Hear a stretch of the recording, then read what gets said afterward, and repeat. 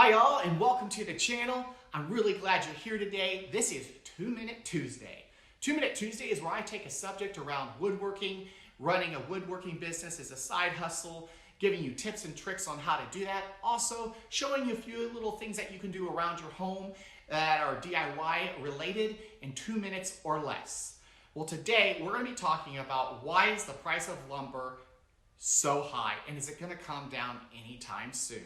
Before I get started, I just want to say I have all the source information about this subject listed in the description below, so you don't just have to take my word for it, but can look it up yourself.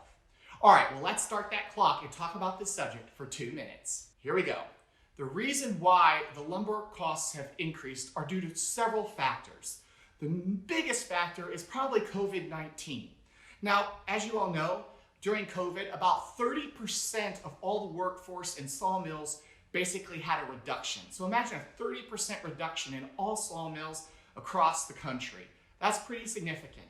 The second thing was that you had a huge record low in interest rates for building new homes or refinancing homes. Well, what that did is it increased the demand so much more and the supply was very little. So what happened is the lumber mills increased their prices by about 188%. Can you believe it? It's crazy.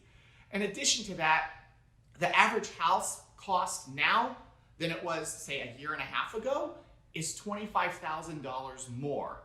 So it costs $25,000 more to build a house than it did a year ago using the same materials.